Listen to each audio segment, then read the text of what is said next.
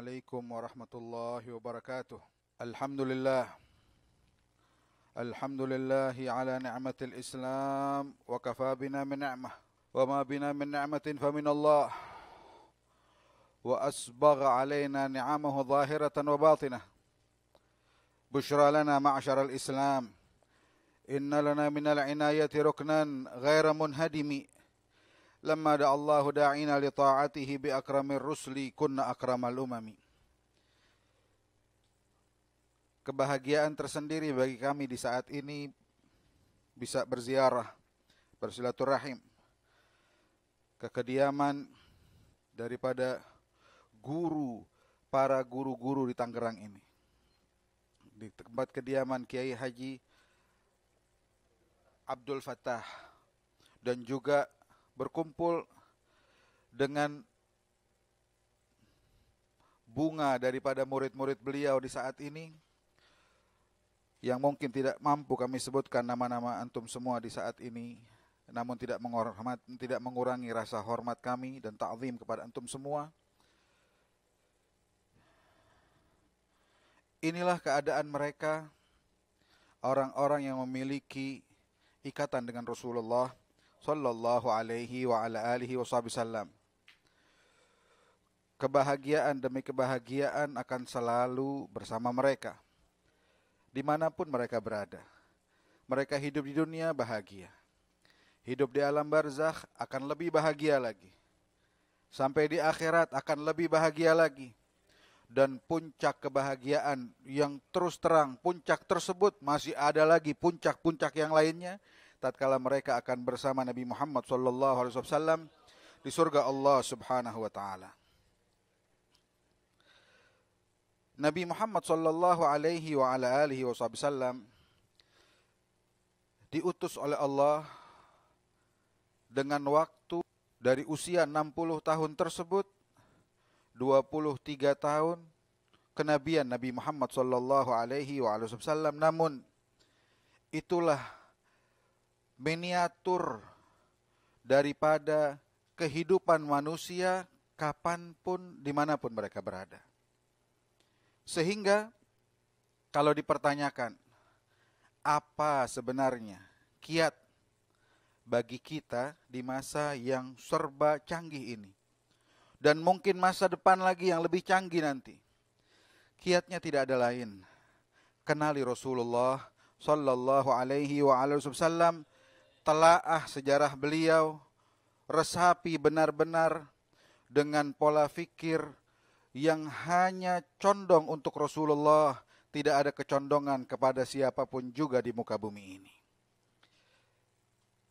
Sedikit yang bisa kita sampaikan tentang Rasulullah tadi dibaca di awal Maulid, tentang satu ayat Al-Quran yang kita sering dengar ayat tersebut. Allah katakan, laqad ja'akum rasulun min anfusikum azizun alaihi ma anittum harisun alaikum bil mu'minina raufur rahim. Ayat ini Allah Subhanahu wa taala mengumumkan di saat itu, Allah bilang, kami telah mengutus seorang rasul. Rasul ini bagian dari kalian. Karena memang Nabi Muhammad, kalau ditelaah secara nasab beliau, seluruh Qabilatul Arab memiliki hubungan keluarga dengan Rasulullah sallallahu alaihi wa ala alihi wasallam, seluruhnya. Sehingga Allah katakan min anfusikum.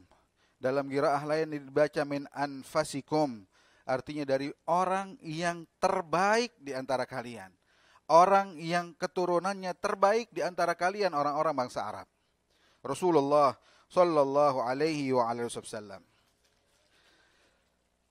Ketika Allah mengumumkan ini, maka sesungguhnya kalau kita baca dalam tafsir, yang Allah sedang ajak bicara adalah masyarakat di saat tersebut yang belum beriman pada Allah Subhanahu wa taala. Allah ingin memperkenalkan, ini nabi saya, ini utusan saya. Bagaimana cirinya orang tersebut ya Allah? Allah mengatakan pada orang-orang kafir. Maka Allah bilang, azizun alaihi ma anittum. segala kesulitan kalian, kalian ini musuh-musuhnya Rasulullah. Di Mekah Nabi Muhammad dimusuhi sampai keluar dari Mekah. Tapi Allah bilang, kesulitan kalian itu merupakan kesulitan dia. Kita punya musuh, kesulitan musuh kita, kesulitan kita. Mungkin sulit, tapi inilah Rasulullah. Orang yang memusuhinya, susah, Nabi ikut susah. Apa yang beliau fikirkan? Kata Allah, harisun alaikum. Nabi ini, yang saya utus ini, haris alaikum. Selalu ingin menjaga kalian, agar kalian selamat. Selalu mengerahkan segala yang dia bisa, untuk membuat kalian semua selamat, daripada marahnya Allah, kemurkaan Allah subhanahu wa ta'ala. Sampai Allah turunkan ayat pada Nabi Muhammad. Allah katakan, Taha, ma anzalna alaikal Qur'an litashqa. Ya Rasulullah, kami tidak turunkan syariat ini, Al-Quran ini, agar membuat kamu celaka. Tidak. Tapi inilah keadaan Rasulullah. Lebih baik beliau yang cedera dibanding orang lain yang cedera. Lebih baik beliau yang disakiti dibanding orang lain yang tersakiti. Sifat yang begitu indah. Sehingga orang-orang Mekkah sejak Nabi Muhammad remaja menggelari beliau Al-Amin. Kalau kita bertanya kembali, apakah ketika Nabi Muhammad diutus jadi Rasulullah, diperangi oleh orang-orang Mekkah, pertanyaan besar yang harus kita pikirkan selalu, apakah gelar Al-Amin terus dicabut oleh orang-orang Mekkah? Yang notabene mereka yang memberikan gelar tersebut pada Rasulullah. Ketika Nabi Muhammad jadi Nabi, Nabi Muhammad sibuk menjaga darah tersebut agar tidak jatuh ke bumi ini. Sampai akhirnya kami berteduh di luar kota Taif, di sebuah perkebunan, di tembok perkebunan tersebut kami berteduh. Datang malaikatnya Allah, Jibril dan malaikat penjaga gunung. Kita dengar ini semua cerita. Sampai ditawarkan untuk diadu, disatukan Jabal Taif dengan Jabal Abi Gubais, agar mereka semua hancur. Dikatakan ini mereka enggak beriman semua ya Rasulullah. Tapi lihat Nabi Muhammad. Apa yang beliau katakan? Beliau angkat tangan pada Allah subhanahu wa ta'ala. Beliau menangis. Beliau katakan, Allahumma inni ashku ilaika dha'fa quwwati. Ya Allah, saya saat ini mengadu. Kalau memang saya ini lemah, belum mampu menjalankan ini perintah dengan baik. Kira-kira kalau kita dakwah, terus diusir sama orang-orang yang kita dakwah di sana, apa yang kita lakukan? Pasti kita akan katakan kita ini benar. Ini orang memang tidak tahu diri, ini orang begini, Nabi tidak. Beliau katakan wahawani indan nas, dan memang posisi saya ya Allah ini di mata manusia begitu terhina, begitu dikesampingkan. Di ujung doa beliau katakan fa in lam takun alayya ghadabuk fala ubali. Ya Allah, yang penting buat saya, kamu tidak menimpahkan amarahku pada diri ini, saya siap menanggung apapun yang akan saya tanggung. Di perang Uhud, Nabi Muhammad berdarah, keningnya berdarah, gigi beliau patah. Para sahabat bilang, ya Rasulullah ud'u alaihim, sumpahin mereka ya Rasulullah. Memerangi Nabi Muhammad di kancah perang. Apa yang terjadi? Mengangkat tangan Rasulullah. Para sahabat melihat angkat tangannya Nabi Muhammad, mereka berpikir, khalas, hancur orang-orang yang musuhi Rasulullah saat ini juga. Apa kata Rasulullah? Nabi katakan, Allahumma hdi qaumi fa innahum la ya'lamun. Ini doa kita sering dengar. Tapi kalau kita telaah kalimat-kalimat tersebut, sungguh agung. Benar apa yang dikatakan Allah. Bilang, kamu bukan anak saya lagi. Setelah ini anak mengerjakan hal-hal yang mungkin tidak baik. Dan ini mafhum, kita tahu itu semua. Tapi Rasulullah, pernahkah dia mengeluarkan bagian dari umatnya, walaupun umat tersebut bagian dari umat Rasulullah, masih ummatul dakwah, belum menerima ajaran Nabi? Bukan hanya itu, tapi memusuhi Rasulullah, memerangi Nabi Muhammad. Nabi bilang, Allahumma hdi qaumi, ya Allah berikan mereka hidayat. Cukup? Tidak. Nabi Muhammad berikan uzur atas apa yang mereka lakukan, memerangi Rasulullah. Fa innahum la ya'lamun. Ya Allah, jangan siksa mereka, jangan hancurkan mereka. Mereka bikin ini, mereka nggak tahu. Kalau mereka tahu, mereka akan jadi pengikutku. Azizun alaihi ma'anittum.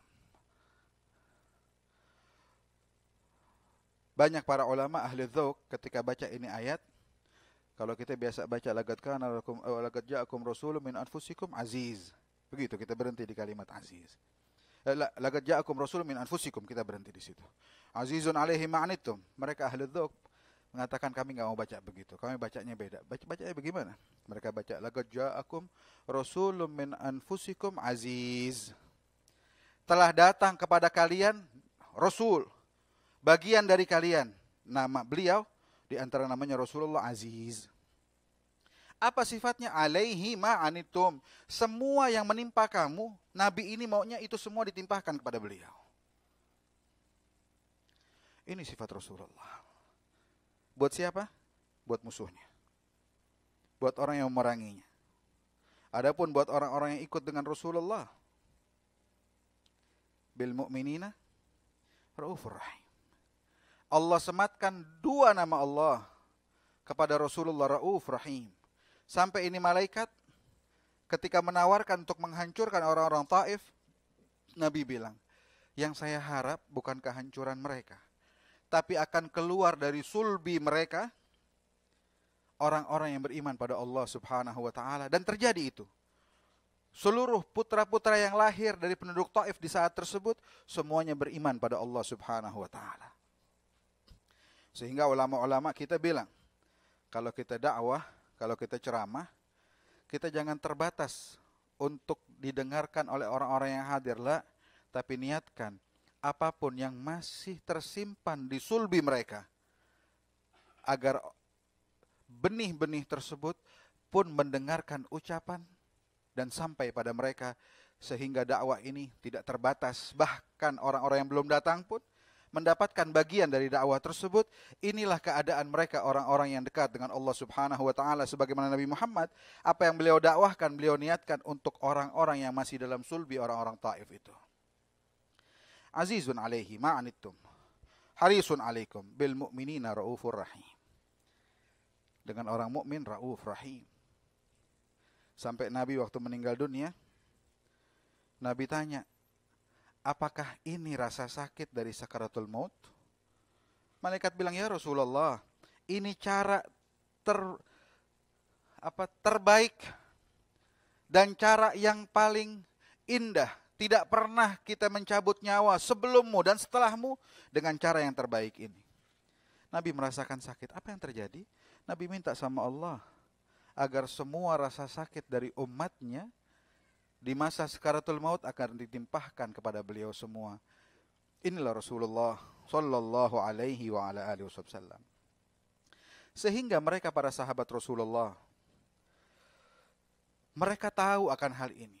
Mereka lihat akan hal ini.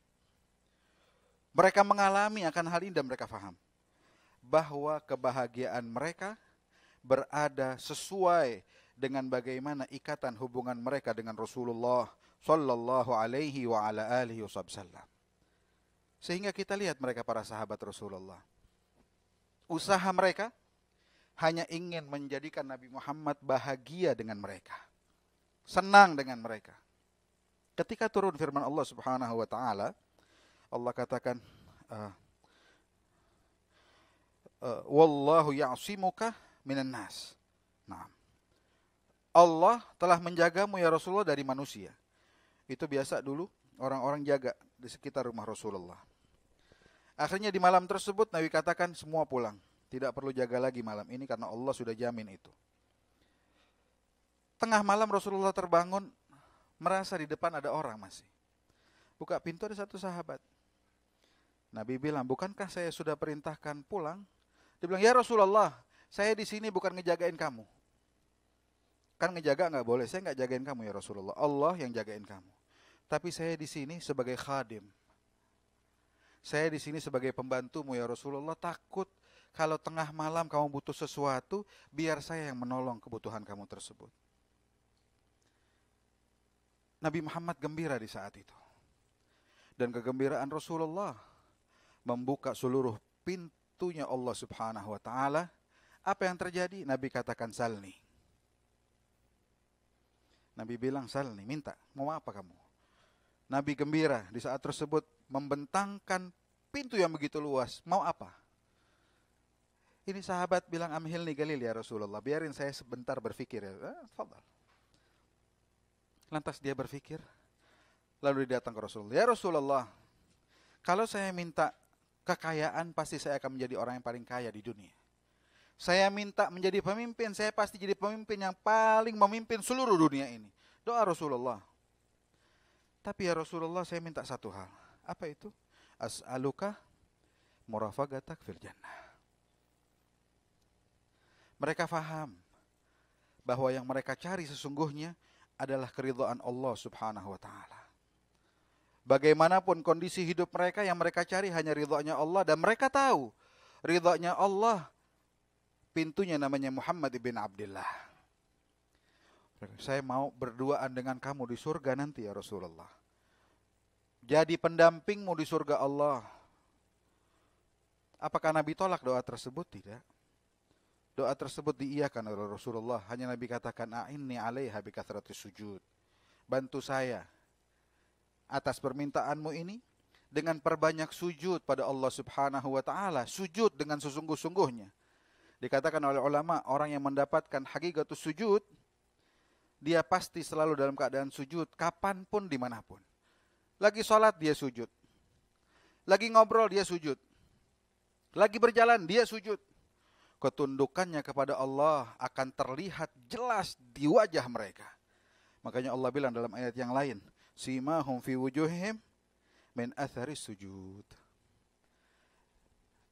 Inilah keadaan mereka, para sahabat Rasulullah sallallahu alaihi wa ala alihi wasallam. Bahkan ketika mereka mendengar apa yang diucapkan Rasulullah, la yu'minu ahadukum hatta yakuna hawahu taba'an lima jitu bih. Dalam konteks yang lain Nabi katakan, la yu'minu ahadukum hatta akuna ahab ilaihi min malihi wa min walidihi wa warihi wan nasi ajma'in wa min nafsihi allati baina jambih. Nabi bilang, tidak sempurna iman kalian kecuali saya ini menjadi orang yang paling kalian cintai dari segala-galanya. Segala-galanya apa itu? Sebutkan yang kita punya di dunia. Istri, anak, ayah, orang tua, kekayaan, apapun itu. Bahkan dari diri kita sendiri pun kita harus dahulukan Rasulullah. Sayyidina Umar datang ke Rasulullah. Ya Rasulullah, kamu lebih saya cintai dari segala-galanya.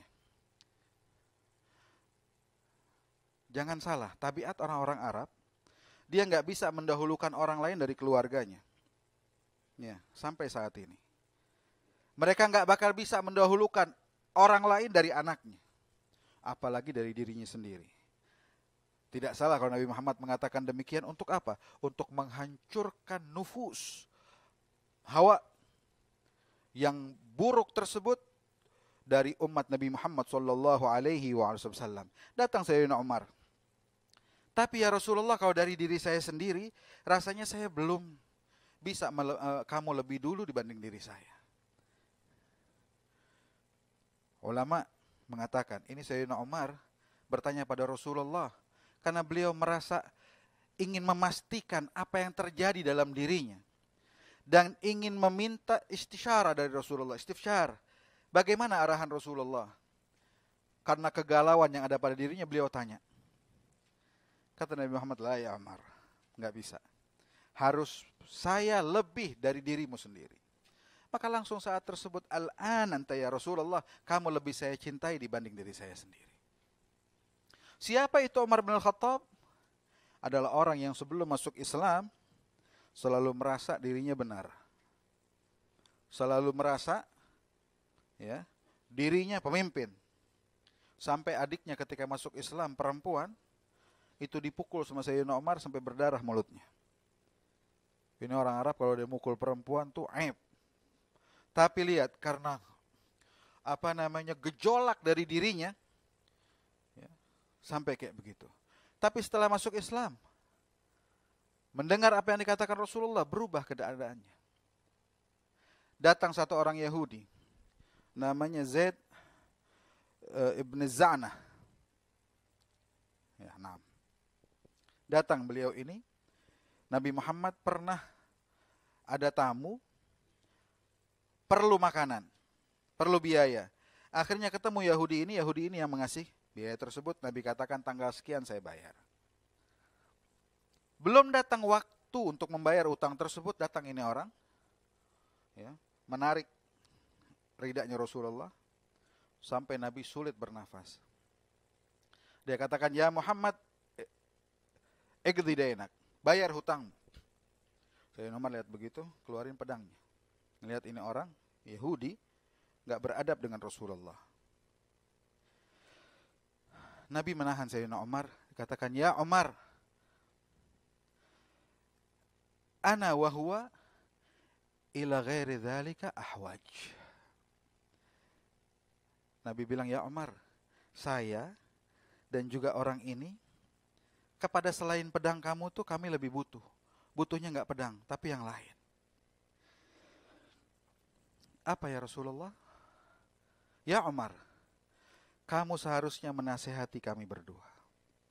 Siapa yang bilang? Rasulullah. Siapa yang diminta? Sayyidina Umar. Siapa Sayyidina Umar bin Khattab dibandingkan Nabi Muhammad? Nabi bilang, nasihati kami berdua. Harusnya kamu bilang pada saya, ya Rasulullah, kalau punya hutang dibayar secepatnya. Dan kamu bilang pada orang ini, ya fulan, kalau mau menagih hutang, tagih dengan baik. Sampai akhirnya orang ini disuruh tunggu di depan. Nabi bilang, ya Umar, ambil daripada uang yang dialokasikan untuk Rasulullah, bayar orang tersebut hutangku dan tambahkan lagi, kasih lagi, karena kamu telah membuat orang tersebut takut. Datang Sayyidina Umar. Nabi bisa menyuruh yang lain. Bilal di antara orang yang ditugaskan Rasulullah untuk mengurus harta tersebut. Tapi Nabi nggak menyuruh Bilal. Nabi suruh Sayyidina Umar. Kenapa? Nabi ingin mengajarkan kepada Sayyidina Umar dan juga kepada kaum muslimin seluruhnya bahwa yang harus kita kemukakan di depan adalah Rasulullah sallallahu alaihi wasallam. Kita harus kalahkan segala-galanya. Keluar Sayyidina Umar, berikan. Ini hutangnya Rasulullah, ini tambahan dari Nabi Muhammad. Ini orang nanya, kenapa ditambahkan? Ya tadi saya bikin kamu takut, ini tambahan dari Rasulullah. Dia bilang, ya Umar, atadri man ana? Kamu kenal nggak saya siapa? Nah, Sayyidina Umar bilang, nggak kenal. Saya Zaid ibn Za'nah, pendeta Yahudi terbesar di Madinah. Kata saya, oh, kamu dia. Dan saya melakukan itu dengan sengaja ya Umar. Kenapa? Sebab disebutkan di kitab-kitab terdahulu tentang ciri dan sifat Nabi akhir zaman sudah saya temukan semua di dirinya Rasulullah. Hanya 2 lagi belum. Apa 2 tersebut? Yang pertama, an yasbiga hilmuhu jahlu ay ghadabuh. Bahwa amarahnya itu dia bisa menahan amarahnya dan lebih didahulukan sifat hilimnya. Yang kedua, sifat yang belum saya temukan di diri nabimu ini ya adalah ketika ditambah tambah disakiti, dia akan tambah baik. Dan kedua itu saya dapatkan saat ini. Saksikan wahai Umar, asyhadu an la ilaha illallah wa asyhadu annahu Muhammad Rasulullah. Ini Nabi Muhammad. Beliau datang ke Rasulullah mengucapkan kembali syahadat beliau di hadapan Nabi Muhammad sallallahu alaihi wasallam. Sayyidina Umar yang tadinya demikian, ya, dengan didikan Rasulullah, dia lihat dan dia contoh benar-benar apa yang dibawakan Nabi Muhammad ketika jadi pemimpin. Amirul Mukminin. Lagi khutbatul Jum'ah. Salah membawakan adillah, ada perempuan lewat. Maka perempuan tersebut memotong khutbahnya Sayyidina Umar bin Khattab. Katakan, la ya Amirul Mukminin. Harusnya begini dan begini. Kira-kira kalau kita, ya pemimpin kita atau siapalah lagi ngomong, selak. Kita bakal cari cara untuk menyalahkan orang itu biar kita benar. Karena masa sekarang ini masa orang selalu mencari pembenaran, bukan kebenaran. Ini yang menjadi masalah. Tapi tidak dengan Amirul Mukminin. Padahal perempuan ini pun salah. Karena memutus khutbatul Jum'ah. Memutus khutbatul Jum'ah. Hal yang tidak boleh, hal yang dilarang. Tapi apa kata Sayyidina Umar? Dikatakan perempuan itu benar, Umar salah. Ini didikan Rasulullah yang membuat mereka para sahabat Nabi Muhammad berhasil dalam hidupnya. Bahkan sebelum mereka meninggal dunia, Allah sudah umumkan wa kullan wa'adallahul husna. Seluruh sahabat Rasulullah dijanjikan surga oleh Allah Subhanahu wa taala. Kenapa? Karena mereka benar-benar mendahulukan Nabi Muhammad dari segala-galanya, dan mereka tidak mampu mengerjakan tersebut melainkan ketika mereka kenal dan mereka cinta dengan Rasulullah sallallahu alaihi wa alihi wasallam. Tadi kita saksikan bagaimana cinta kalau sudah merasuk kepada diri seseorang. Ya. Ketika mengenang kiai kita, berapa banyak air mata keluar. Untuk berbicara tentang beliau, kemampuan sampai hilang. Kenapa? Cinta. Mahabbah. Dahulu para sahabat Rasulullah pun demikian. Ketika Nabi Muhammad meninggal dunia, terlihat di saat tersebut kegalauan mereka yang begitu berat. Sampai di antara mereka ketika mendengar Nabi Muhammad meninggal dunia, mereka angkat tangan. Dia katakan, ya Allah, kalau benar Nabi Muhammad meninggal dunia, kalau saya mau meninggal sekarang juga. Dicabut nyawanya oleh Allah Subhanahu wa taala. Satu lagi mengatakan, ya Allah, kalau Nabi Muhammad meninggal dunia, tolong penglihatan saya cabut, biarkan saya buta saat ini. Kenapa? Saya nggak mau lagi memandang setelah memandang Rasulullah. Dicabut penglihatannya oleh Rasulullah. Sayyidina Abu Bakar As-Siddiq radhiyallahu anhu ardhah. Kalau beliau mengenang Rasulullah, apalagi dalam khutbah beliau mengatakan dahulu sahibul dharih, beliau menunjuk kuburnya Rasulullah, menangis beliau. Sampai terkadang beliau pingsan dan menangis seluruh sahabat yang hadir di tempat tersebut. Sayyidina Bilal bin Rabah hanya mampu setahun tinggal di Madinah setelah meninggalnya Rasulullah. Setelah itu beliau minta izin pada Sayyidina Abu Bakar untuk keluar dari Madinah karena tidak mampu hidup dengan baik. Ketika beliau di Madinah selalu mengenang Rasulullah. Tidak ada sudut jalan manapun di Madinah melainkan mengenangkan beliau dengan Rasulullah sallallahu alaihi wa ala alihi wasallam. Pergi ke Suriah. Sampai di Suriah setahun penuh Bilal merasakan hidup dengan agak nyaman di sana. Setahun penuh. Lengkap setahun. Bangun di pagi hari Bilal menangis. Ditanya oleh istrinya, ada apa denganmu ya Bilal? Beliau katakan, ra'aitu Rasulullah al-barihah.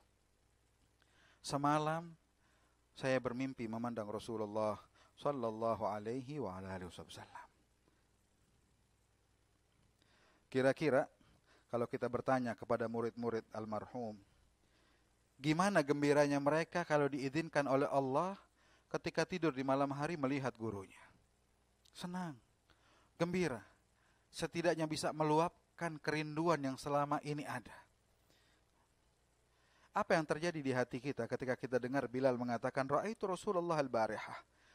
Semalam saya bermimpi melihat Rasulullah sallallahu alaihi wa ala alihi wasallam. Apa yang dikatakan Rasulullah? Ma hadzal jafwah ya Bilal? Amal an antazurana? Ya Bilal, sikap dingin macam apa dari dirimu setahun? Bukankah ini waktu yang tepat kamu ziarah pada saya? Pecinta ketika sampai pada maqam tertentu, bukan dia lagi yang mencari. Bahkan kekasihnya akan mengajak dia untuk menaiki derajat yang begitu tinggi di sisi Allah Subhanahu wa taala. Bilal diundang Rasulullah untuk ziarah ke Madinah. Ketika ziarah, ringkasnya, setelah Bilal meluapkan kerinduannya dengan Rasulullah, datang Sayyidina Abu Bakar untuk meminta beliau azan di waktu zuhur tersebut. Beliau tolak. Datang Sayyidina Umar, datang Sayyidina Uthman. Beliau katakan, saya tidak mampu azan di Madinah, karena biasa saya setelah azan datang ke rumahnya Rasulullah, saya biasa mengatakan as-salah ya Rasulullah. Kalau saya azan sekarang, saya mau bilang pada siapa as-salah ya Rasulullah? Datang Sayyidina Al-Hasan wal Husain. Bilal memandang mereka berdua, tercium dari mereka berdua ini wangiannya Rasulullah sallallahu alaihi wa ala alihi wasallam, dipeluk oleh Bilal. Lantas mereka dengan kepolosannya mengatakan, ya Bilal, tolong azan agar kami mengenang masa-masa kehidupan kakek kami Rasulullah. Beliau katakan, telah meminta pada saya banyak sahabat, namun sekarang kalian berdua yang minta. Saya pasti akan azan saat ini, karena saya takut kalau saya tolak saat ini kemauan kalian berdua, dengan wajah yang bagaimana saya menemui kakek kalian nanti di surganya Allah subhanahu wa ta'ala. Kalau ditanya, ya Bilal, kenapa kamu tolak permintaan cucuku? Azan Sayyidina Bilal. Ketika beliau azan, gempar kota Madinah. Sampai beliau mengumandangkan asyhadu anna Muhammadan Rasulullah. Pingsan Sayyidina Bilal. Orang-orang di Madinah keluar seluruhnya, menangis, histeris. Apa yang terjadi? Mereka mengenang masa-masa mereka dengan Rasulullah. Sampai mereka berteriak, abu'itha Rasulullah? Apakah Nabi Muhammad dihidupkan kembali untuk kita oleh Allah subhanahu wa ta'ala? Sampai diriwayatkan tidak ada kesedihan setelah meninggalnya Rasulullah lebih daripada kejadian adzannya Sayyidina Bilal di saat tersebut. Inilah kondisi mereka. Dan ketahuilah, masalah-masalah yang terjadi di masa tersebut seluruhnya selesai dengan Rasulullah. Sungguh, Nabi Muhammad merupakan jawaban dari segala-galanya. Kalau kita di saat ini merasa hidup kita sulit, ya, pekerjaan sulit, mau bikin majelis sulit, mau bikin maulid sulit, mau apapun sulit. Tahu apa sebabnya? Bukan karena penyakit. Bukan. Itu hanya sebab yang kecil yang Allah berikan. Tapi sebab utamanya, coba periksa bagaimana kondisi kita dengan Rasulullah. Ya. Tapi mereka orang-orang yang dekat dengan Allah subhanahu wa ta'ala. Di Hadramut sana ada kota Tarim, kota ilmu. Syawaf, salah seorang penyair, ulama di masa tersebut, menuliskan tentang kota ini. Beliau katakan, mahi minad dunyal bus. Ini kota bukan bagian dari dunia lagi sudah. Bal min jinanil firdaus. Lebih cocok dibilang surga firdaus di muka bumi itu dia itu kota. Kenapa? Raudhah ja'alhal quddus. Allah menjadikan di kota tersebut satu kota itu raudhah min riyadil jannah. Kenapa? Kita enggak nengok ke sini ada majelis. Di sini ada majelis, di sini ada zikir, di sini ada masjid, di sini ada semua jadi raudhah min riyadil jannah. Karena fiha jalalatillah, hingga terlihat di kota tersebut keagungan Allah dan pengagungan masyarakat dengan Allah subhanahu wa ta'ala. Saat kita sulit sekarang, mereka biasa saja semua. Jalan dengan baik. Seolah-olah Allah yang menjaga mereka di tempat tersebut, tidak lagi masuk hal-hal yang membuat mereka sulit untuk mereka merasakan kegembiraan dengan Rasulullah sallallahu alaihi wa ala alihi wasallam. Penutup daripada yang bisa saya sampaikan, ini kejadian terjadi di masa Wali Songo. Teringat yang lihat silsilahnya Wali Songo, keingat ini cerita. Di masa Wali Songo, di atasnya masa mereka semua. Satu generasi sebelum mereka. Itu terjadi di Yaman, ada orang namanya Umar ibn al-Mubarak. Tinggal di daerah Baydha, kalau enggak khilaf. Nah, daerah Baydha di Yaman utara sana. Beliau berziarah pada Rasulullah. Ziarah pada Rasulullah, di saat tersebut terlontar syair yang begitu indah. Ya, beliau katakan di awal syair, ya khaira man dufinat fit turbi a'dhamuhu fataba min tibihin al-ga'u wal ikamu nafsi fida'un li gabrin anta sakinuhu fihi al-afafu wa fihi al-judu wal karamu. Setelahnya ini dua bait syair banyak ditulis ulang oleh para penyair setelah mereka, setelah beliau, dengan dua bait syair beliau ini tetap ditaruh di atasnya. Beliau ketika berziarah mengungkapkan ini dua bait syairnya. Lalu dia puji Rasulullah dan juga dua sahabat Nabi Muhammad, Sayyidina Abu Bakar, Sayyidina Umar. Ini kejadian mungkin kisaran 600 tahunan yang lalu. Nah. Kebetulan ada satu orang di situ yang terkena fitnah di masa tersebut hingga tidak suka dengan Sayyidina Abu Bakar dan Sayyidina Umar. Enggak suka. Mendengar ini orang memuji Rasulullah dan juga dua sahabatnya, timbul amarah yang begitu berat, besar di hati orang ini. Lantas dia tutupi amarahnya, dia katakan, Masya Allah, kamu dari jauh, saya undang kamu makan di rumah saya. Maka ini orang melihat, ya udah, saya diundang makan sama orang Madinah, ikut dia. Jalan. Dibawa keluar kota Madinah ke rumah orang tersebut. Sampai di rumahnya, dikunci rumah tersebut, dikeluarkan pedang. Dia bilang, kamu pilih satu di antara dua. Saya bunuh, atau saya potong lisanmu. Maka ini orang bertanya, kenapa? Saya tidak suka kamu memuji dua sahabat tersebut. Mau dibunuh atau dipotong lisannya. Maka dia pikir, daripada dibunuh, mati, potong aja lisan saya. Dipotong lisannya di saat tersebut, dikembalikan, tuh lidahnya kamu. Sana keluar. Keluar dia berlari dan dia nggak punya solusi untuk saat itu, melainkan hanya Nabi Muhammad. Datang ke kuburannya Rasulullah. Dia diam di hadapan kubur Nabi Muhammad sampai tertidur di saat tersebut. Dalam tertidur itu dia bermimpi melihat Rasulullah. Nabi datang kepada Umar bin al-Mubarak mengatakan, mana potongan lidahmu tersebut? Diambil oleh Rasulullah, dimasukkan kembali ke dalam mulut beliau, ke dalam mulut Umar bin al-Mubarak, maka menempel lagi dengan baik seolah-olah tidak pernah terjadi apapun dengan lisan tersebut. Ketika terbangun, beliau lihat lisan tidak ada, ternyata sudah menempel lagi berkatnya Rasulullah sallallahu alaihi wasallam. Bukankah ini solusi? Ya. Tapi ini akan mereka dapatkan, ya, akan kita pun dapatkan kalau kita juga punya hubungan yang kuat dengan Rasulullah sallallahu alaihi wasallam sebagaimana mereka dahulu punya hubungan tersebut. Tahun demi tahun berlalu. Datang lagi ke tempatnya Nabi Muhammad orang ini. Terjadi lagi kondisi yang sama. Ada orang anak muda bilang, saya mau undang kamu makan ke rumah. Dia ikuti.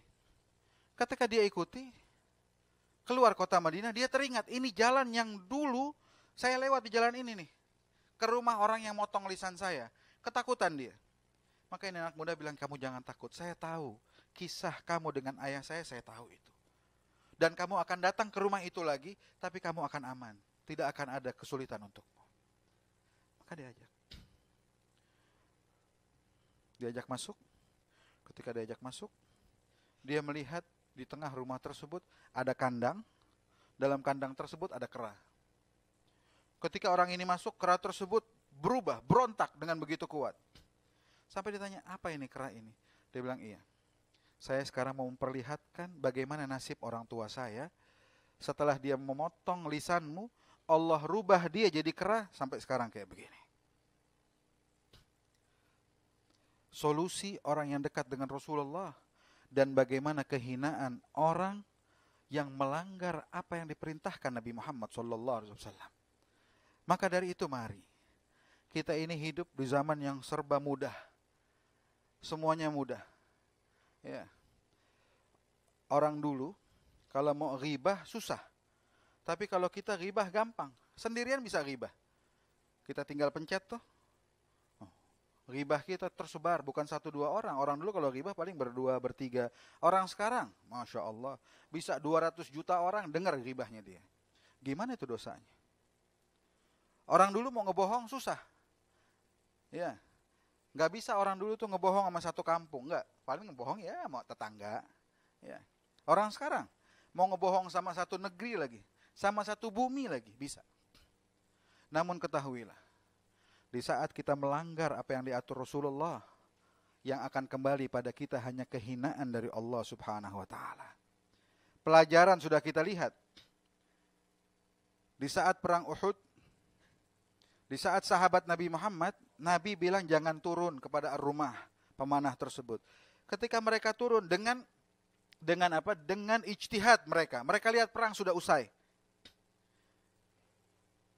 Bahkan rampasan perang sudah dikumpulkan. Maka mereka bilang, ayo kita turun. Sebagian bilang enggak, Nabi bilang jangan turun. Yang lain bilang enggak, maksud Nabi ini kalau udah selesai turun.